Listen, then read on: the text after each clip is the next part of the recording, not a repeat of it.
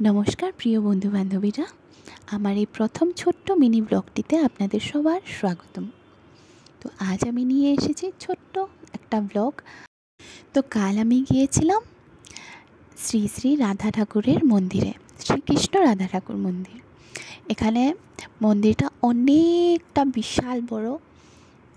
ঢুকতেই এখানে দুটো স্ট্যাচু রয়েছে, দেখেন এই যে অনেকটা বড় জায়গা। এখান থেকে স্টার্ট করে ওই অত দূর ওখান অবধি ভক্তরা প্রণাম জানাচ্ছিল। এই যে এই হলো রাধা মাধব মন্দির, রাধা কৃষ্ণ। এখানে ছিল শিব মন্দির। এখানে অনেক বছর আগে বলা হয় যে অনেক বছর আগে এখানে নাকি শিব ভগবান প্রকট হয়েছিলেন নিজে রুদ্রাক্ষ গাছ একটিতে। এখানে তবে এখানে অনলি রাধা মাধবই নয়, অনেক অন্য ছোট ছোট মন্দিরও রয়েছিল। এটা হলো বিশাল বড় একটা হল রুম। এখানে প্রত্যেক বছর সরস্বতী মার পুজো হয়। এখানে ভিতরে সরস্বতী মা আছেন।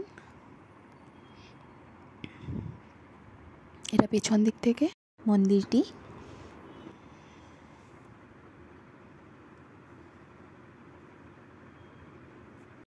রাত্রিবেলা ভিডিও নিয়েছিলাম।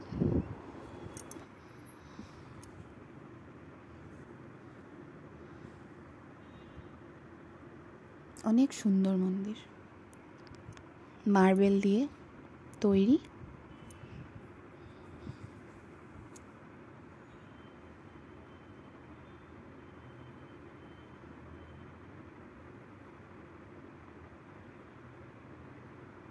অনেক বড় জায়গা। এখানে নাকি আগে অনেক পশু পাখিও ছিল, রেখেছিল এখান থেকে এই কমিটি থেকে, কিন্তু এখন তবে নেই। এই যে এখানে এই ছোট্ট শিব মন্দিরের মূর্তি আছে। আর এটা হলো অরিজিনাল পিকচার শিব মন্দিরের, শিব ঠাকুরের গাছের মধ্যে প্রকট হয়েছিলেন। আর এটা হলো সেই ব্যানারটা। সামনে অনেক অনেক অন্য গাছও রয়েছিল,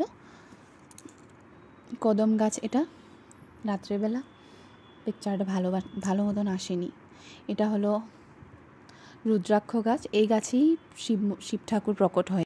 সো এটাই ছিল আমার আজকের ব্লগ। Thank you.